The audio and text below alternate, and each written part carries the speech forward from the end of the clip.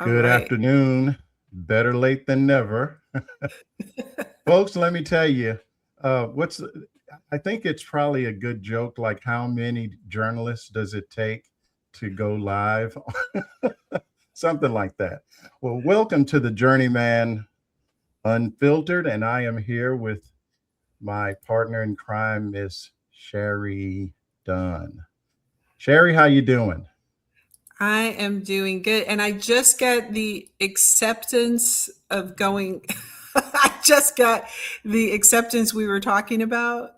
Oh, great. Uh, it just came up on my screen just Perfect. now. But it should be, we're working this out, folks. I'm going to look at my homepage and see what's happening over there. This is Uh, what happens when you get too much technology, y'all. I know, I I know. know, huh? But it's all So it's good. Yeah, okay, it's there. We are here. Perfect.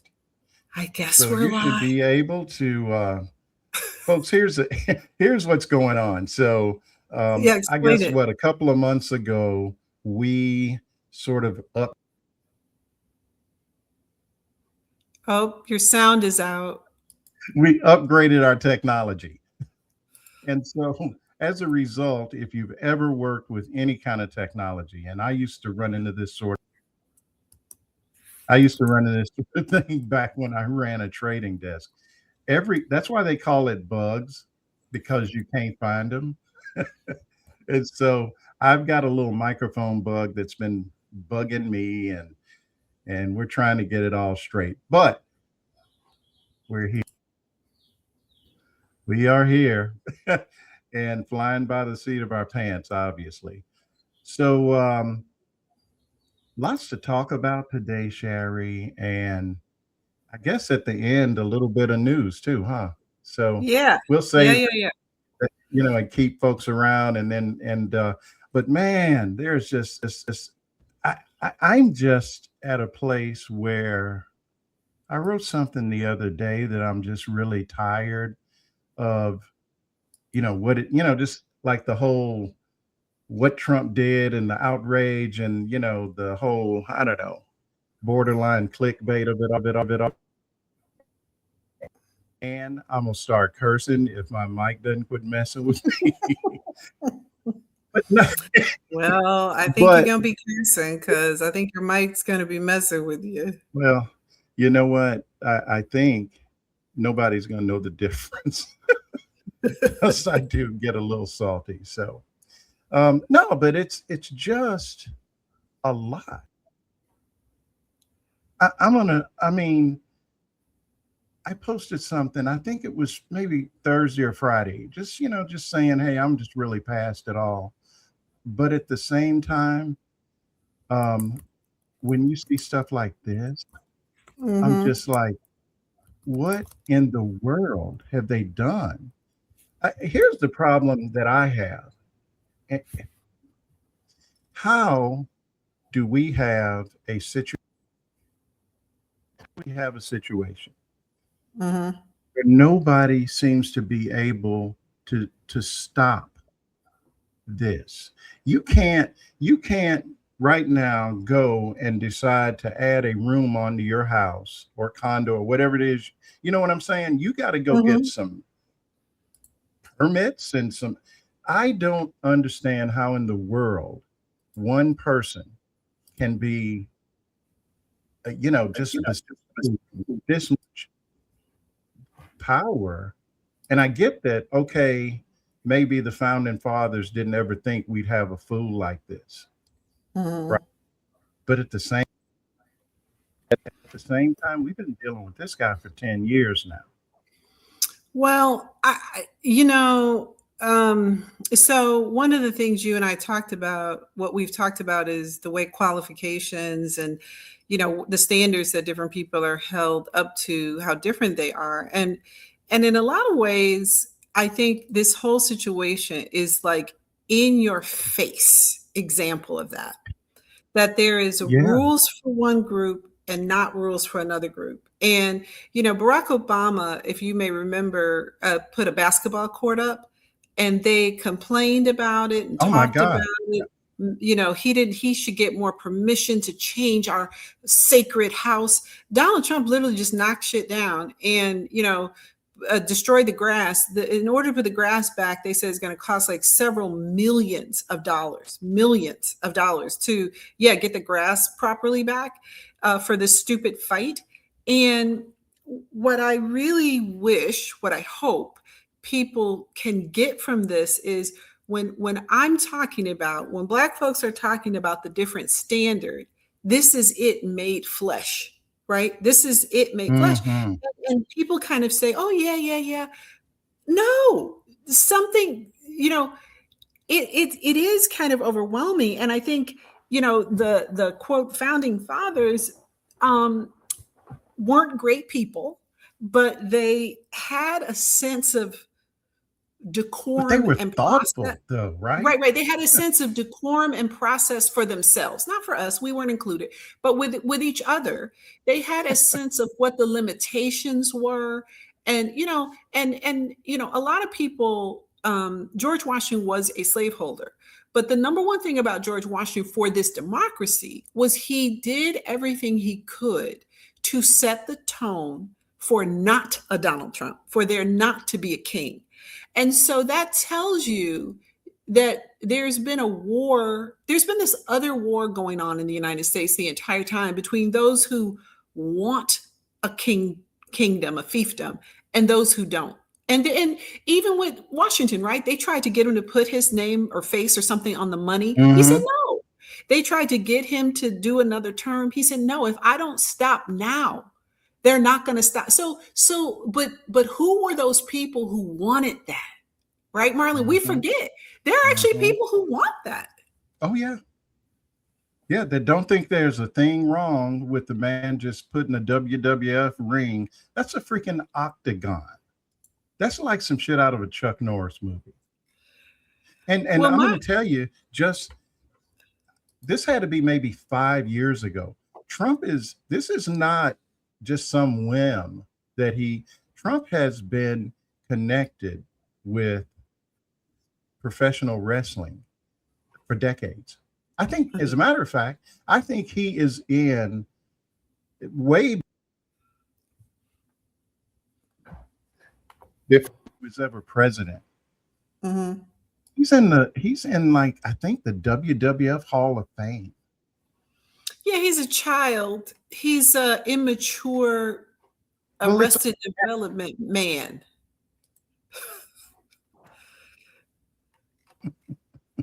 man Right? You know what I mean? messing with me today, huh? I know he's a childish, arrested development man.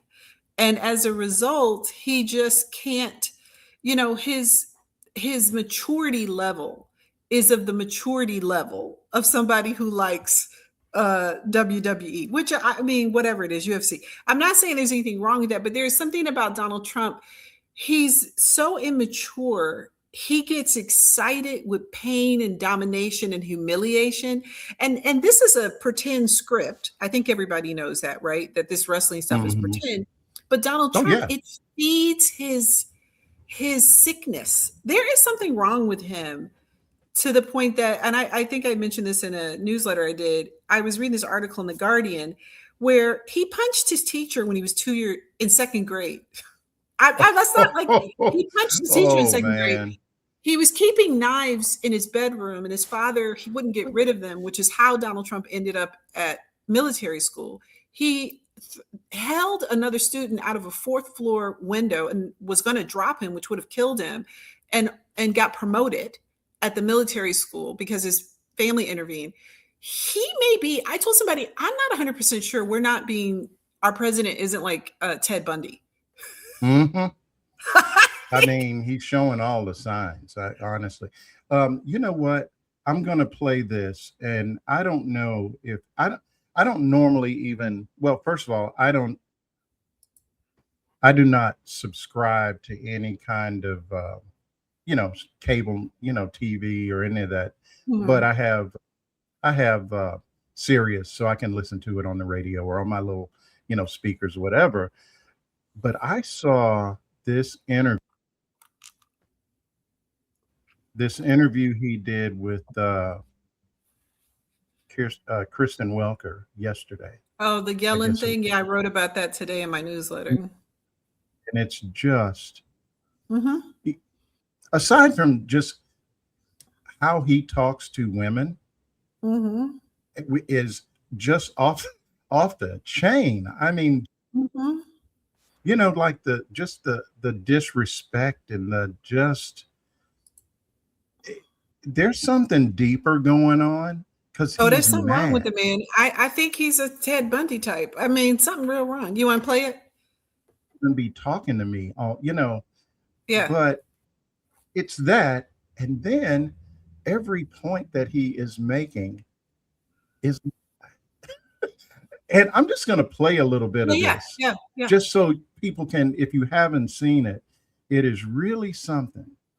You're stupid. You play right into their hands with this rep. Do you think it's appropriate? That's how they count the votes. Do you think it's appropriate that they have an election and 5 days later they're nowhere close to picking a State winner? and local officials acknowledge they are slow. They're urging. No, they're crooked. They're urging They're the votes to be counted quickly. That's how they vote They're in crooked, California. just like you're crooked. Your press is crooked, and Meet the Press is crooked. To be fair, I'm not crooked, but let's Really? let's Well, you continue. play right into their hands. Let's continue. You're either crooked or you're stupid. Let's you play continue. right into their hands with this rep. You know that these elections are rigged.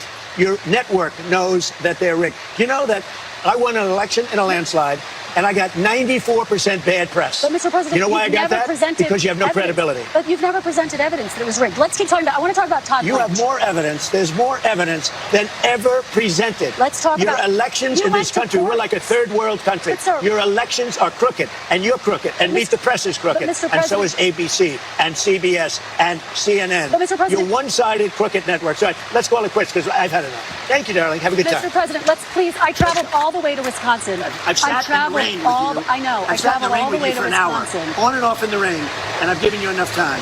You ought to straighten out your press because you know what? Mr. A President- country can never. So he sounds like a lunatic. But I mean, if I had a relative, or better yet, if I started, oh well, if you did that, they kick you out of office.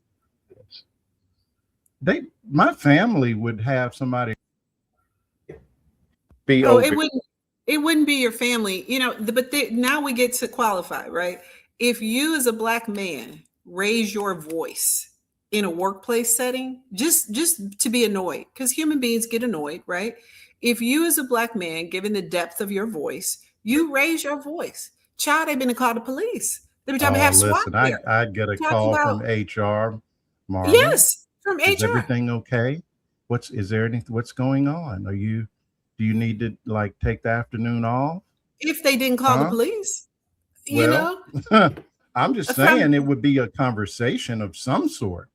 This yeah, guy, for your behavior. he doesn't even seem to have a grasp. You keep in mind how stupid it is that he's saying the election, that they haven't counted all the ballots. These are the same people that are talking about wanting to count ballots by hand. Mhm. How long do you think that would take? Right? Well, it doesn't matter because everything shifts for their goal. And my today's newsletter, the title is "This Ritual Humiliation of Women in Media Has to Stop," because it goes back to his first term right in office. It was April Ryan telling her she needs to schedule a meeting between him and the Congressional Black Caucus because she's Black. And then most recently, before this, it was Caitlin Collins. Caitlin Collins is in the White House briefing like the other folks, and he hones in on her like a schoolyard bully. She's so beautiful. Why won't you smile? She's so full of hate. I mean, it's just relentless. And all the other people are just standing there like they're froze or something. That's the part I don't get.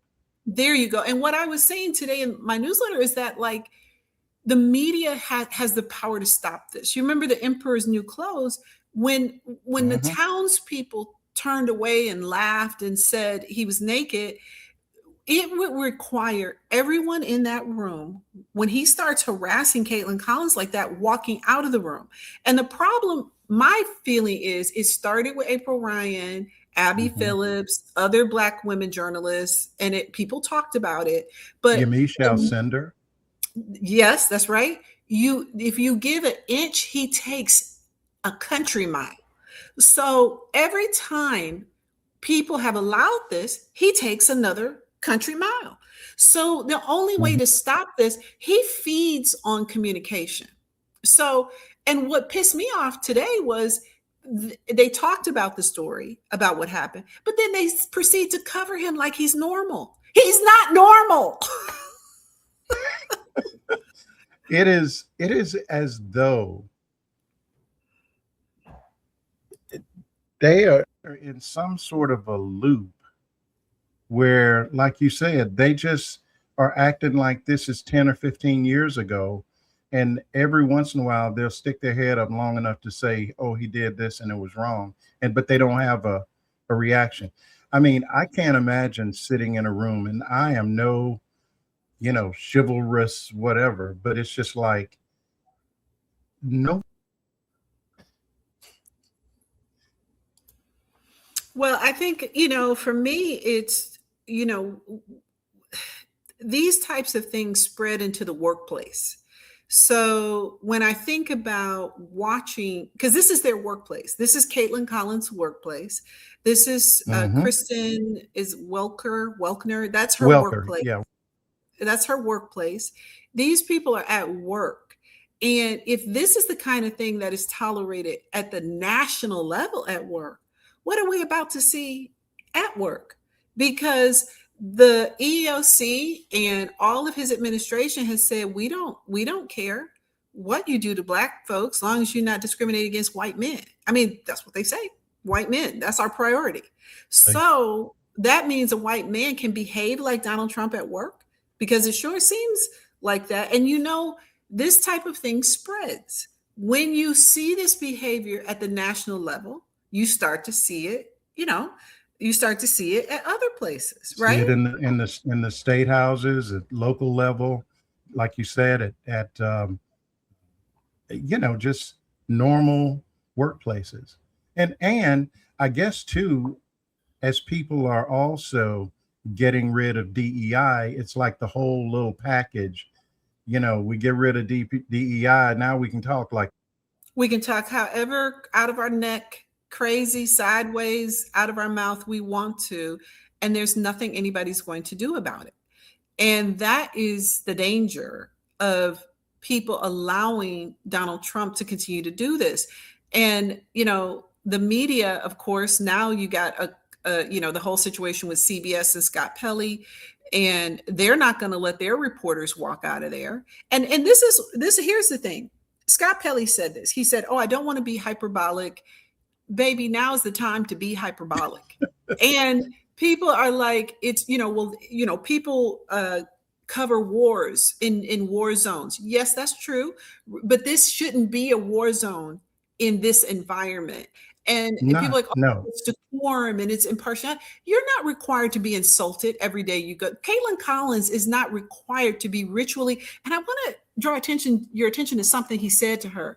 He said, "You're supposed to be from Alabama, and you're not even from Alabama anymore, the way you talk." What, like she didn't have enough of an accent, or she wasn't No, racist, or what? she wasn't racist enough. That she Oh should, man, I because that's she's from one that's I Alabama. Yeah, you look it oh, up. I That thought you'd has be on my side, huh? correct. You are Wow. supposed to be from Alabama, and you're up here asking me questions like this. That's basically what he said. And then when they came back from the break, somebody said, "Well, Caitlin is from Alabama. She's still from Alabama." But what he meant is you sitting up here, a race traitor, a Mm. in lover. That's what it all I goes back to, you know? I think, and I might be off on this, but I know for a long time she was actually seeing a black guy, Caitlin She's Collins. she's dating a white guy now, but she was conservative in her early I, career. I know, I know. She worked And for I guess Fox, the guy was too. I'm not so sure, so but I'm not. It's not about me thinking Caitlin Collins is so great. No one should go to work and be harassed like that, and then for him to basically say you're a race traitor, because that's the code. You're from oh yeah. Alabama. Well, see, that's You why I yeah. I brought that up. Because it was known, and I'm sure Trump probably knew. But yeah, he's some of the stuff he's saying now is just really kind of almost past the N word, you Well, know? he's getting more and more emboldened, and that led to this walkout. The media trained him that he could walk out. The media by And CBS step on settling her that. mic. That's He right. The literally stepped media on the mic and broke it. the media settling that lawsuit for CBS Hmm. to get the merger, which they did, they have emboldened him every step. They have a monster. Somebody once said that racism is like trying to put a wild tiger on a leash and walk it around. You can't do that. It's gonna turn. It's wild. You know what I mean?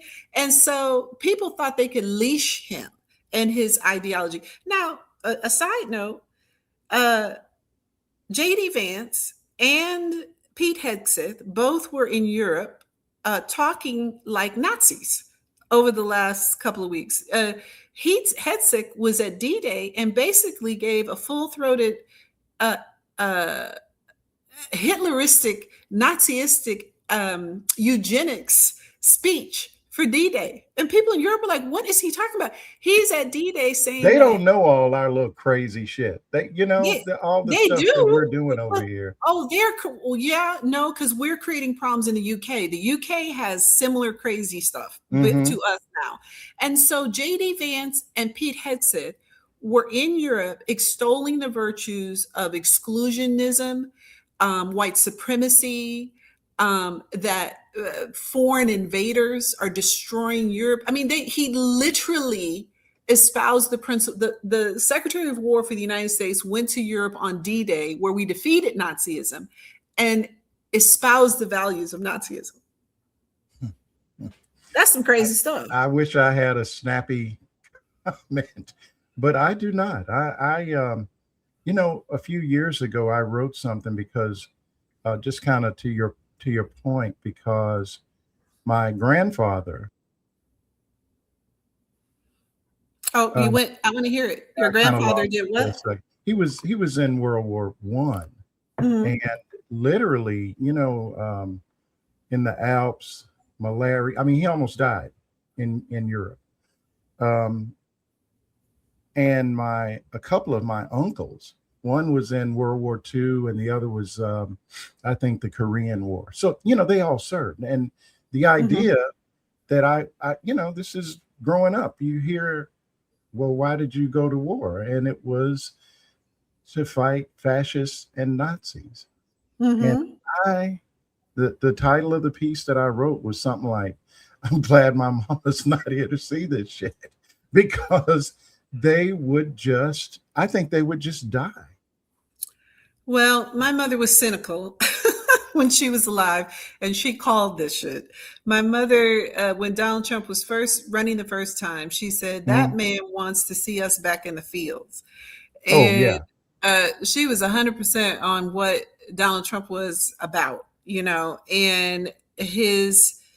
And at that time, I remember talking to people and they thought I was being extremist and alarmist. And same thing happened with this election. Oh, he's, a businessman. I mean, it just blows my mind. Like, which I'm going to circle back around to competence. Marlon, where can a black man file bankruptcy with his companies multiple times, have four baby mamas? At Is it least four, three baby that we mamas? know about. That you know about, and be called a good businessman. Can you name for me a black, because you were on Well, Wall Street, finance. I Can will you add tell me on to what, that huh? that his casinos, Yeah, yeah. the one in it, who the heck, who can't make money on a casino, number one, but that Atlantic City casino received the largest um, fine from the SEC for money laundering the largest fine that's ever been handed down. I think it's still the record. It was like $10 million for Great. repeatedly laundering money through his casino, right? Uh-huh. And so that happened in 20 that fine came down in 2015. So he was running for president when this happened. And I don't know where the media was. But the media, but But that's it's the your thing point. about, I mean, but can that's you the point. imagine? Can No, you imagine? I'm no. talking about if they saw where how often I've been late on my rent. I mean, any little Oh my thing God. Oh my that God. it would Oh my just God. be then, oh, how can we have him in this position? Yeah, How that can is it be? why He's I know unqualified. Obama was so close to perfect, because if they had had something, we would Hmm. know. They'd still be talking Well, about it. Donald Trump has never released his grades. In fact, he had a lawsuit about making sure that his grades, yeah, his grades weren't released. Yeah, And so if a black person had a B minus, they would say, I mean, that's what I'm saying. The standard is insane. There, there's there's this standard over here, and then there's the bankruptcy, casino baby mama it's drama like, over I'm here. sorry, let's just not even overlook the elephant in the room. The man's a felon. He is a Yes. convicted felon, and he is the president of the United States. You, that's what I mean when I just, when I talk about my forebears. Not so Mhm. much that they didn't think America was right. I mean, they experienced it, right? It's Mhm. just that the idea of America in their head was still, um, I mean, I grew up back when you still like saying America the Beautiful, and you did the Pledge of Allegiance, all that stuff. That's kind of the era I grew up in, in elementary and so on. And so I'll tell you something, and you talk about this, and it's really interesting. I've been sitting here thinking about what you're saying, just in terms of competence and merit and so on. When I got hired by biggest investment bank in the state, and all, I mean, they just did not really hire black people. Not, Mhm. I don't think they were not hiring black people. There just weren't a lot of us even in a position to be hired. So Mhm. they weren't doing like, where they would find a smart kid and like, bring him into the business. That wasn't happening. The only reason they hired me was because I had a track record already. So they Mhm. couldn't, I had history and clients and so on.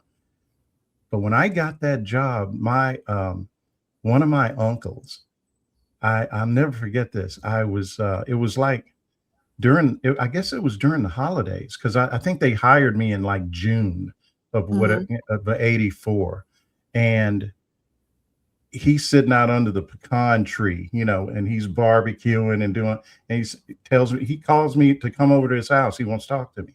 And he says, "Look, Marlon, I know how you are. And I'm just going to tell you that they're going to test you. Mhm. And you, when one of these white boys, that's the way he said it, when one of these Mhm. white boys calls you the N word, I mean, he said it. He Mhm. said, now you can't haul up and hit him. You just going to have to figure out how to just, take a deep breath and go on about your business. Because what will happen, Mhm. he can say it to you, but he'll still have his job. You react, you'll not only be out of work, you'll never get another chance like this." Look, And that's the that's deal. too And you much. know what, Sherry? Sure Mhm. enough, Mhm. after the new, I had like a little little 90-day honeymoon period where folks were so glad to see me and all that. After that wore out off, it started coming out, Mhm. getting called a boy. And I mean, not just in a passing way, but with that emphasis where how they mean it. Mhm. And you have to learn, do I want the job or do I want to knock the shit out of this guy? And I mean, you have to decide which thing is more important, Most right? important. And but to me, that asks a lot of what I talk about in my book is Black humanity. Yeah. Because Yeah. from a human perspective, the having to transmute all that pain is killing us from the inside, right? So there is this thing about black doesn't crack, and what I say is Hmm. black definitely cracks from the inside. In other words, black people's cardiovascular health, their heart While we health, walking around with high blood pressure and stuff. yes, the incredible stress of having to endure things like that just to work in a job, and that hasn't gone away. I was coaching a young black man a few years ago, and I think a lot of young black people um, they don't have the tools or the skills because either their parents didn't discuss this with them or something. And he was very frustrated because he was in this weird situation. And one of his white coworkers said to him, you know, I had every advantage and you had to go this very hard way. And yet here we are at the same place. And he said to me, and he didn't say it nicely. And I said, yeah, because it's anger inducing. You know, that's his version of the N word, I guess, basically like, how dare you? Why are you? You shouldn't be here. I don't care. Mm. I should be here. You know, we shouldn't be in the same place. You shouldn't. And I talk about this in the book. You still have today people who refuse to be managed by Black managers, managed by Black supervisors. A big lawsuit with a athletic club. I don't remember the name exactly, so I won't call it, so I say the wrong one. But and basically the man said, I'm not going to be managed by a Black person, period. Let me tell you something, Shari. So when I got this job, and you know, folks know I worked at it's a company, Stevens Incorporated, and I hold no grudge against them. I I worked there for 10 years. And so that's where I learned my craft. And so I appreciate that, but I don't think there was any place I ever worked in my life where there wasn't some level of Oh yeah. racism Oh yeah. just it at me, not just like I heard it. So one of my brothers was a bank teller, and he was kind of like next in line to get promoted to whatever the next thing up from bank teller is. And I mean, and this has been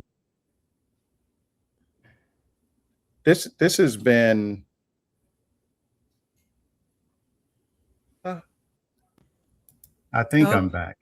yeah. And I So heard this has been just for people who are I just joining stopped us. because We are having some sound it's issues. Just gremlins, to, y'all. It's I gremlins. just want to let people know that we're having some sound issues, and Marlon's sound goes in and out occasionally. Yeah. So we're trying to work through So that. so yeah, I mean, the short version is that basically they brought in a guy and a white guy, and my Uh-huh. brother trained him to be and the next thing you know, that guy was his boss. And Oh yeah. it happened. I mean, we've all had it happen, I guess, but it's just Well, so that's a like in your common, face, kind of, you know. yeah, that's a common problem. Who is is it, what's the management firm? It's not Deloitte. Well, let's see who we got.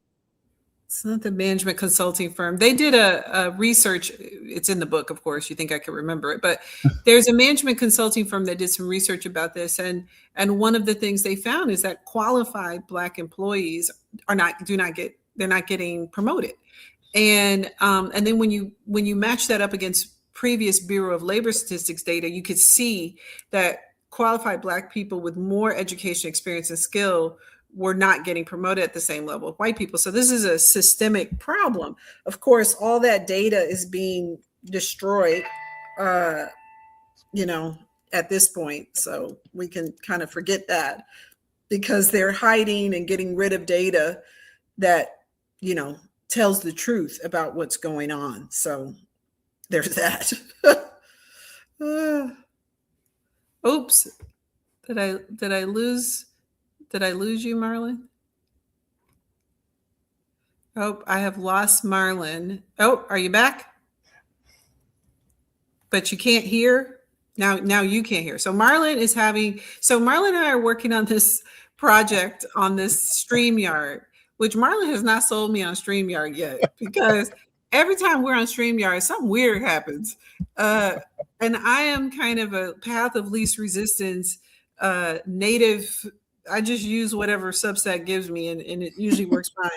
But you know, can you hear us now? Can you hear me again? Yes, I can. And I can hear you just fine. I can hear you Oh, so you much. hear me now? Totally clear. Well, you know what? Um, I just went analog. So, mhm. you know, I guess not to just belabor the point, but man, it is really, and I don't think that white folks, and I don't know how they could understand just how deep the cut is, if you know what I'm saying. Oh I yeah, no. mean, I have had it happen where when I started my firm in Little Rock, Hmm. I started off as an asset management firm. And the reason I did it was because I had been told, because I had at that point been in the business over a decade. So it wasn't like I didn't know what I was doing. And there was some really um, garden variety management business that I had lined up. All I had to do was go and present to the investment committee. This was for one of the Hmm. state's big pension funds.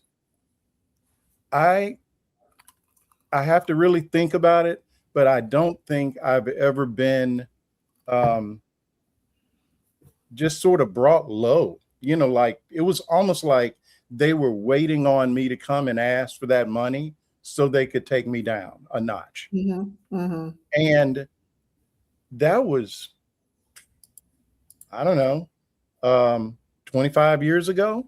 I still Hmm. remember it.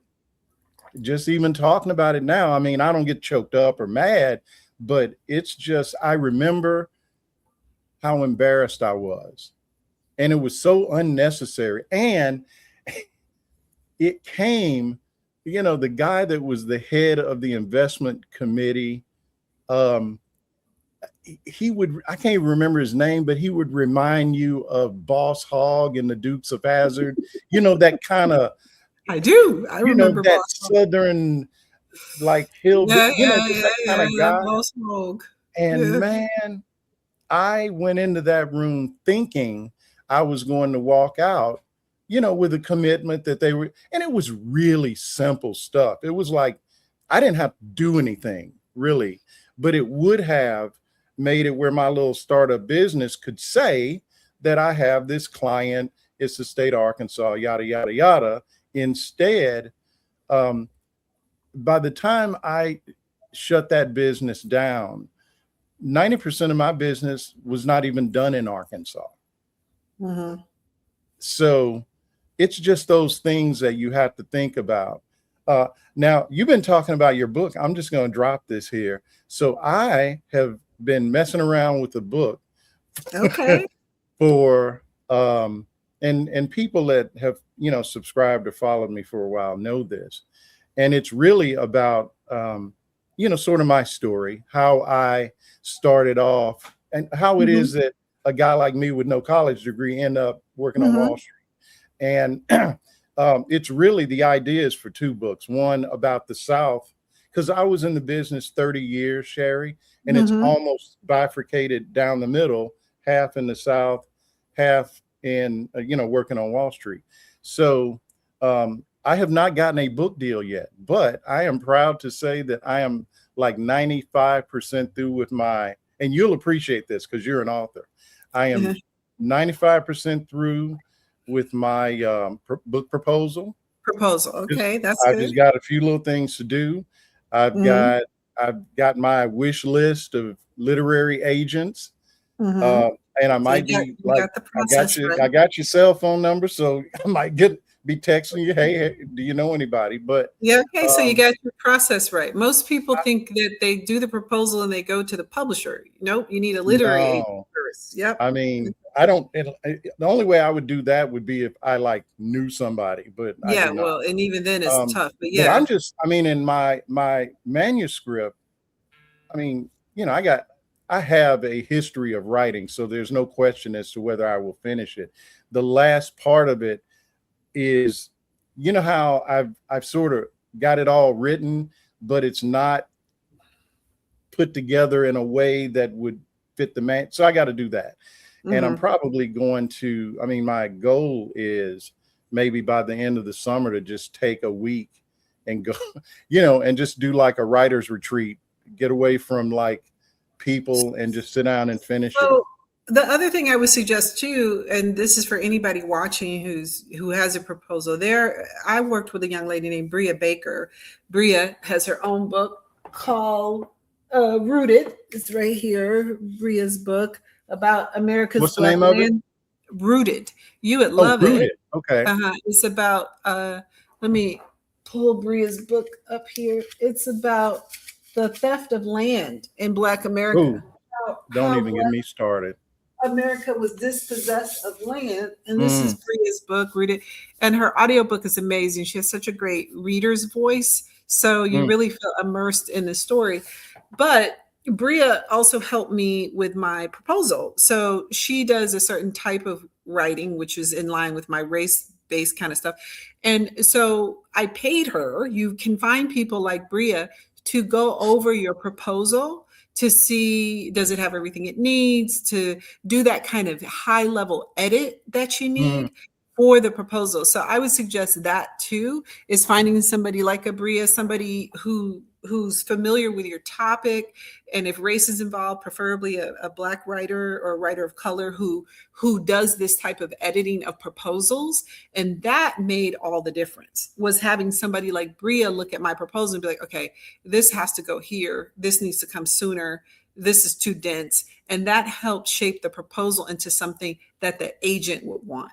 And I would do that mhm. before I would talk to an agent. And like Bria is just one of many people out there who do this. And I did get the name of another Black editor that I can give you who does that. But anyway, so for anybody Yeah, who's text me her info. yeah, anybody who's interested in writing, I would suggest that once you get your proposal written, then you find somebody who can review your proposal at a high level before you send it to an agent, because that person is going to know like all the inside stuff that you don't know in Hmm. writing the proposal. So anyway, that's, You I mean want I to can't just just like put it in Chat GPT and just no, ChatGPT can't do really what Bria can do. Like this comes from like this deep understanding. And well, yeah, ChatGPT she will knows the tell you, business. I mean, that's the key, yeah, right? ChatGPT will tell you it can do it, because I've had ChatGPT look at my stuff, and then when you give it to a person who knows, it doesn't match up. It actually can't do that higher level. But I wanted to circle back around to something you were saying about when you were a kid growing up. And I was thinking about this, and I often tell people this. My mother was 80 when she passed away. So she was born in the 40s. And when we were little kids, the thing that she always used to say to us is, I want you to be good citizens. And Mm, I remember thinking like these ideas of citizenship and patriotism and stuff.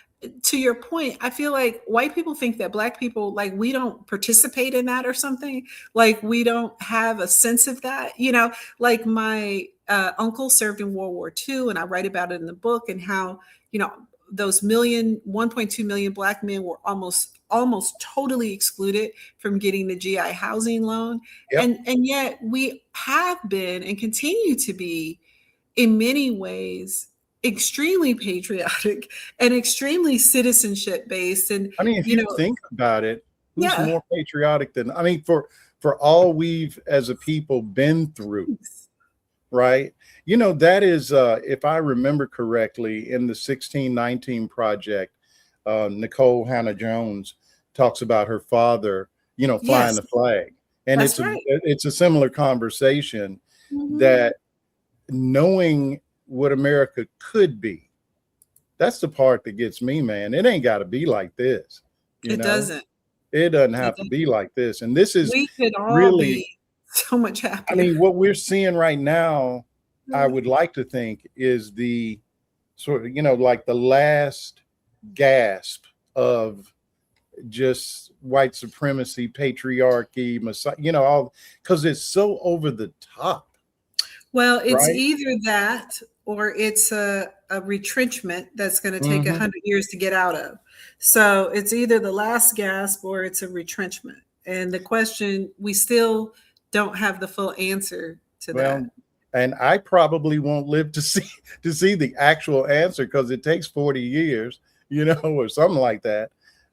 Yeah, that's a hard pill to swallow for all of us, I think, who are on the other side of the line, who, won't get to know. And I didn't, I really, as you probably know, am obsessed with Reconstruction and the fact that we don't know enough about it. But that's what happened to Yes. people at the end of Reconstruction, that they lived in integrated neighborhoods. They worked at integrated jobs. They were Congress people in the national level in their state houses.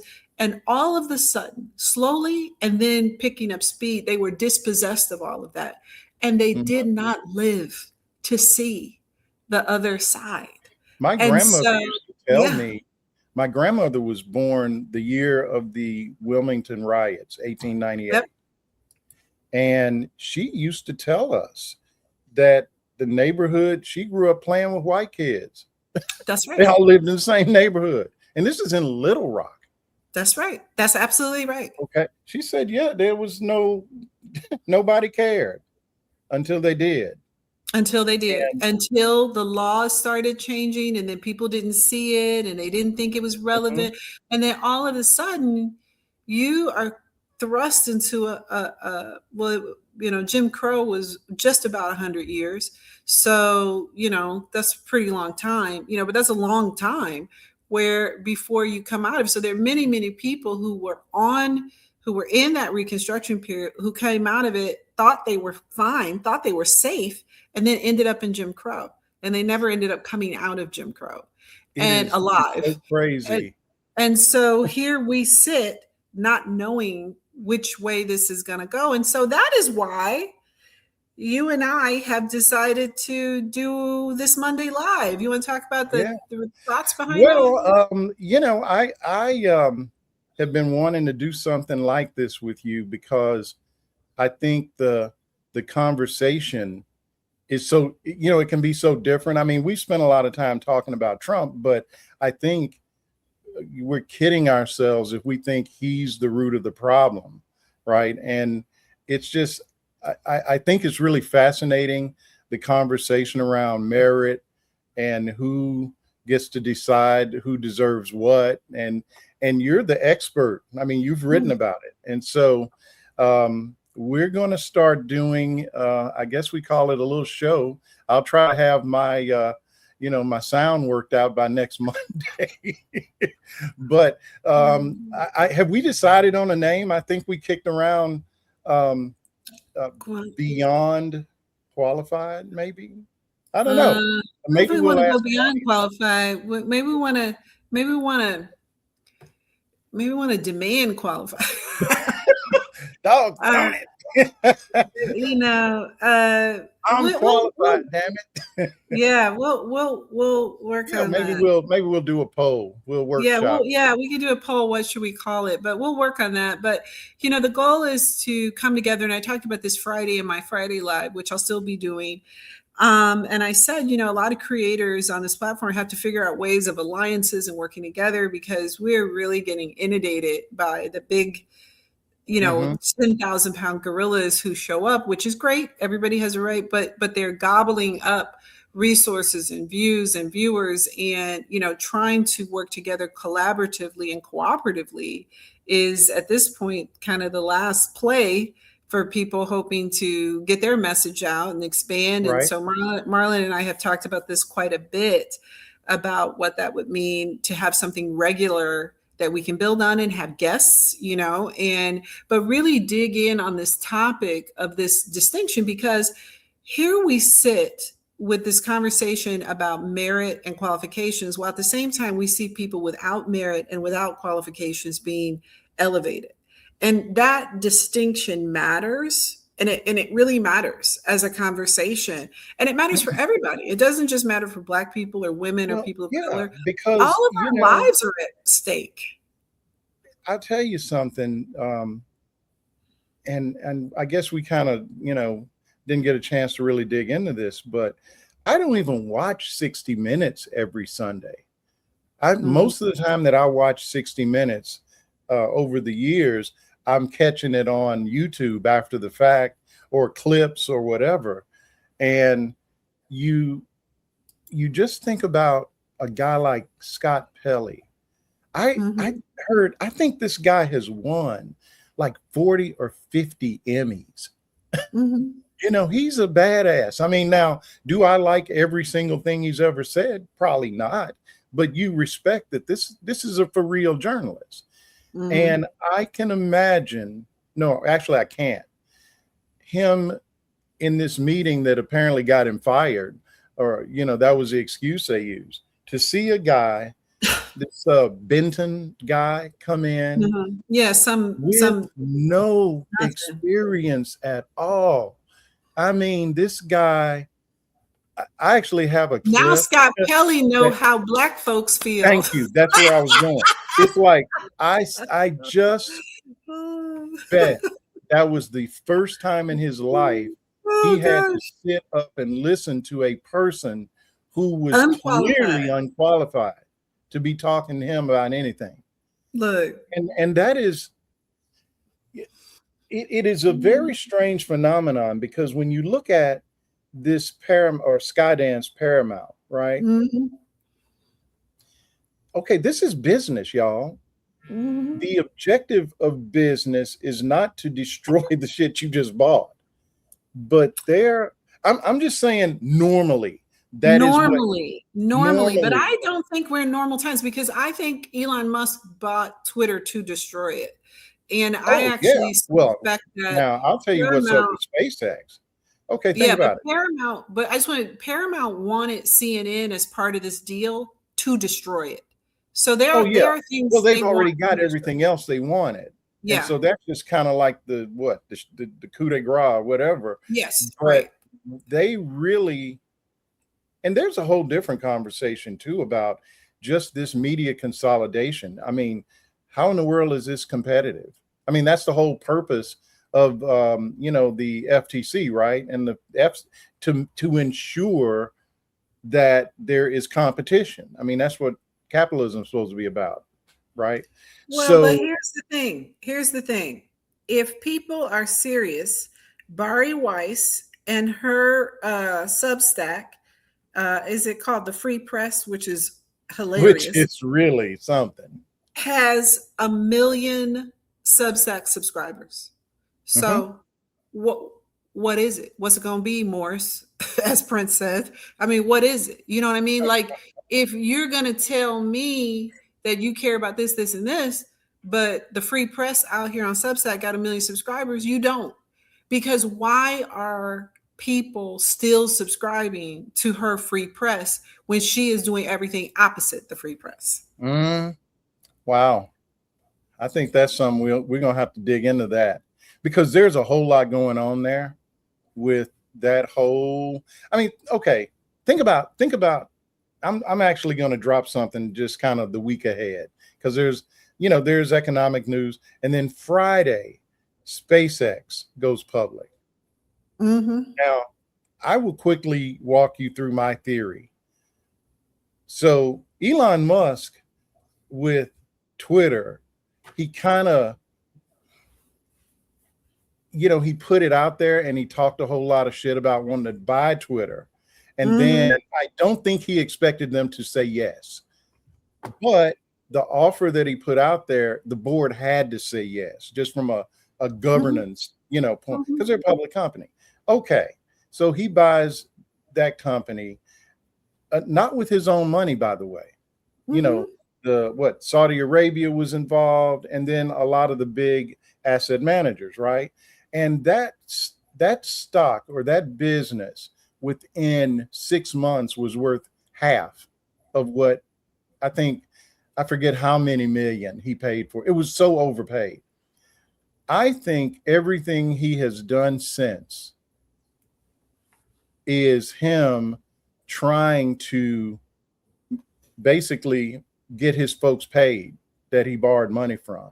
Because look what he did. He took XAI and folded it into Twitter. Then he took that, and I'm abbreviating it. He took that public company, took it all private, and then he folded it all into SpaceX. So now the people who had invested in Twitter and lost their ass are going to get paid in SpaceX stock. So and I suspect there are some backdoor agreements going on, because just like Michael Dell gave, Michael Dell gave, he gave this $6 And he got million. that contract. He got $6 billion to these Trump accounts, but he got a contract for $9 billion. So he's up 3 plus. Oh, right. He was given approval to be part of the purchase group for TikTok. So he owns Mm-hmm. TikTok. I suspect, and I heard Elon Musk say this, Twitter was becoming a problem for wealthy elites and in countries around the world. There's Black Twitter, there's organizer on Twitter. So Mm-hmm. his goal was to take one for the team and kill that aspect of Twitter and No turn doubt it about it. toward a white nationalism. And I think there is a backroom quid pro quo that if you take this loss here, we'll ensure contracts here. Because why didn't Donald Trump cancel that contract? Remember when he and Elon Musk got into it and Elon Mm-hmm. Musk said all this out of Donald Trump never canceled that contract because I think that contract was part of a deal. Donald Trump's only running so much.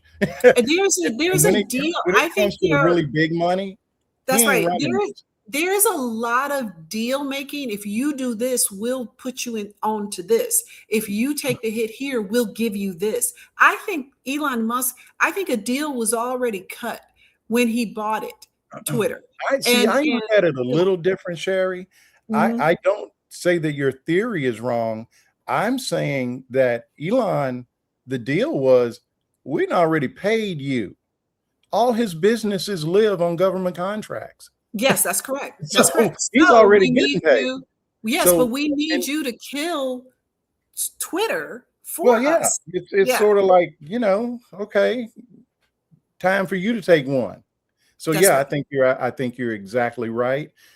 This is something that I've been writing about just as a separate thing because Elon Musk has puzzled me for years because he does not appear to be that smart of a guy. He's not a No. physicist. There's No. some question about, his whole educational situation. And then the guy came, he is, if there's such a thing as an illegal immigrant, it's him and his brother. Those guys came here. He came here on a college, what is it, green card, whatever an educational visa, and then Yeah. proceeded to drop out of school and start a company. Well, the dude from Fox News, I was looking at Rupert Murdoch. He also was here illegally, and then he got a backroom deal, gave the U.S. government a bunch of money, and had a private swearing-in ceremony.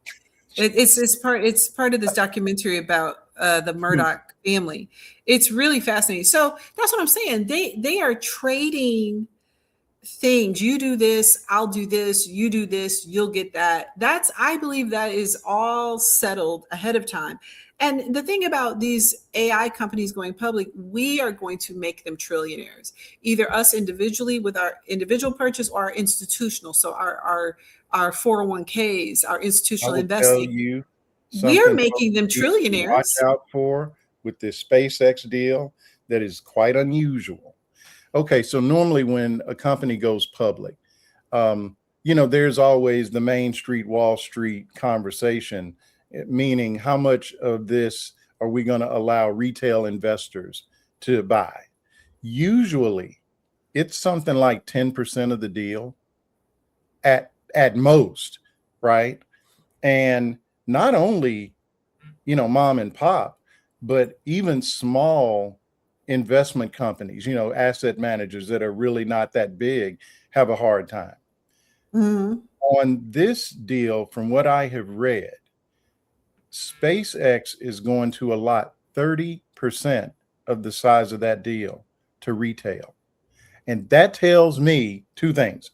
One, and it's a small, as big of a deal as it is, it's a small piece of the overall company, the way that it's structured. I think it's maybe 30% of the shares that exist are going to be out for the public. Mhm. It seems to me like they're basically letting retail have it because retail always is first to lose. These big asset managers, if the stock is down 1% in a day, they'll weather that storm. But mom and pop might not be able to. Mhm. If they have gone out and bought this stuff on margin. You see what I'm saying? So Yeah. a couple of things to watch. I'm going to be paying attention to it, and I'll certainly talk about it. But at any rate, I think I'm excited that we're going to start doing this every Monday.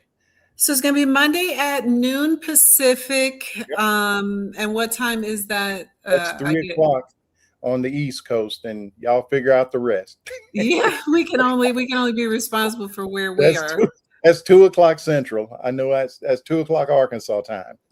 Okay. Yeah, we can only be responsible for where we are. But yeah, so in any event, I think it's going to be great. And somebody asked, can we create a media company? And I don't know if you want to talk about your thoughts about that, Marlon, just real quick. Thoughts. It's kind of like Kool-Aid, just add money. No, we have, this has been a discussion that I've been having because, and I think the new media companies are not, we're not talking about, the CBS or, a small version of those things, or even necessarily a newsroom. I mean, in the old fashioned way where everybody's sitting in the same room, because you're in California, or I'm sorry, in Oregon. I'm great in state of North Oregon. Carolina. And so, and I'm going to get you sold on StreamYard. I don't think StreamYard was our problem today. I think it's something it's a user thing.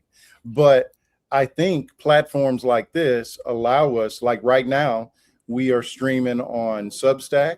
We're streaming on Facebook. I have a Facebook page that, if you're really slowing things down and need Facebook instead, a lot of people still look at Facebook. And I'm streaming on YouTube so it gives us, I think this is if ever somebody was going to start a newsroom like this is the time, because the barrier to entry is so much less than, when I was in college, before they sent me home, I was majoring in journalism, of all things. And I expressed that I wanted to be an anchor man, or hell, I just wanted to be in the, on TV, either a cameraman or an anchor man. And my professor said, well, Marlon, let me just tell you, somebody's going to have to die for you to get one of those jobs. Well, it's not like that anymore. It back in the day, it probably was like that, because we only had 3 channels that we could watch. So I think, I don't know what your thoughts are, Shari, but I just think it's one of the few bright spots is that we have the ability to do this sort of thing. And I don't know if people have noticed, but I think this, on our little Journeyman Media Network, the show that you and I are going to do is number 4, I think. Yeah, I do. So I do. I think, and I'm ready for y'all to, y'all don't need me. I don't mind being in the background.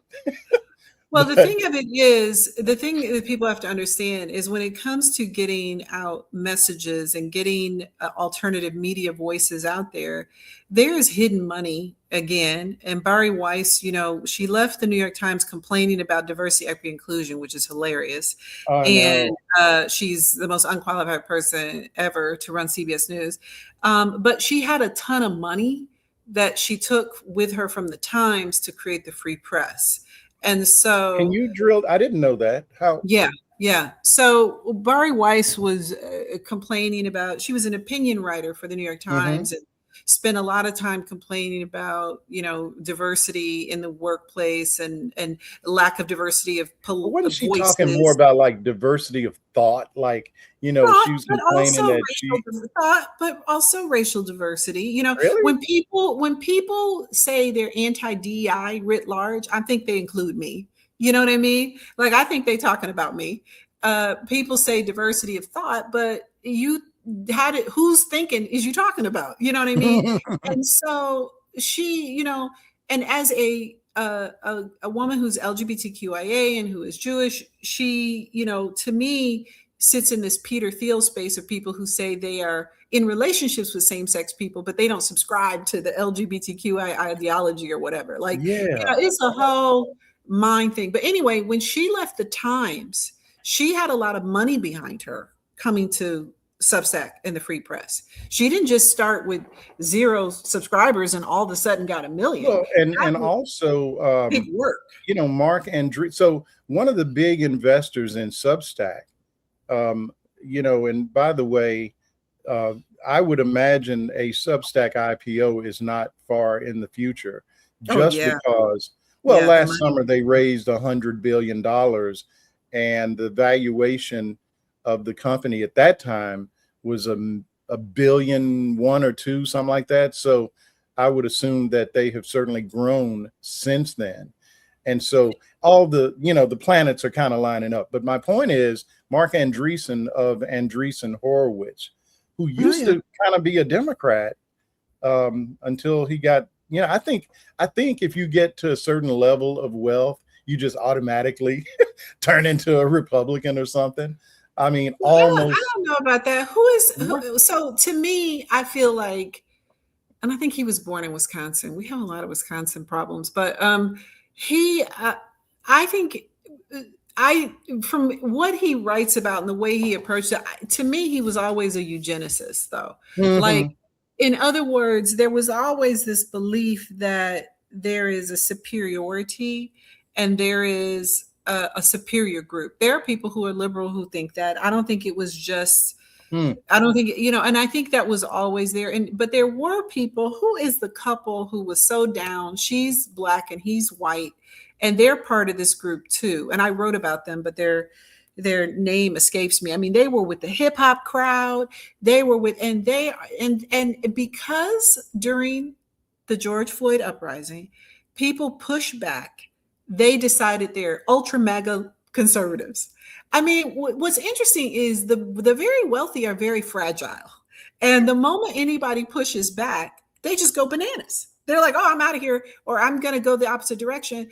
And then this thing about you're villainizing the wealthy. That's Mark Andreessen and a lot of these people. They villainize the poor all the time. They don't think we got calculators. You know that, right? They villainize the poor. They act like everything. I saw this interview that Jeff Bezos did. Oh, and he's talking like he's trying to be the savior of the downtrodden. And he doesn't think, he just doesn't think these poor people should be paying taxes. And I'm like, they're not. They're too poor. And, he pays a lot of taxes, but they like to throw out the number, not the percentage. If you pay, I don't know, $11 million, that's a big number. But if you're making, billions a year, it's really not that much.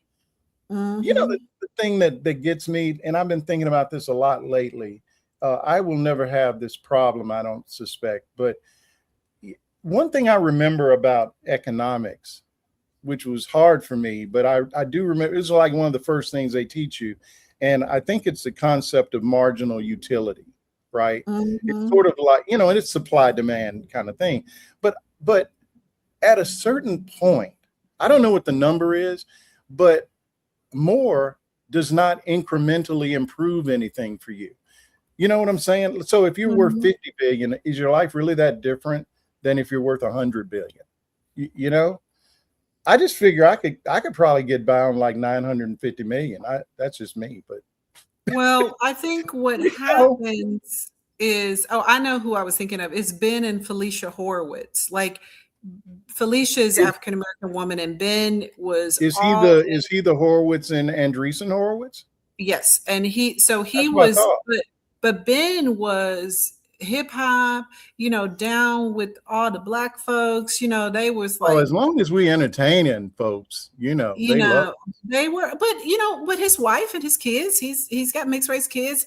But what I'm telling you, man, does JD Vance. Donald Trump. Just saying.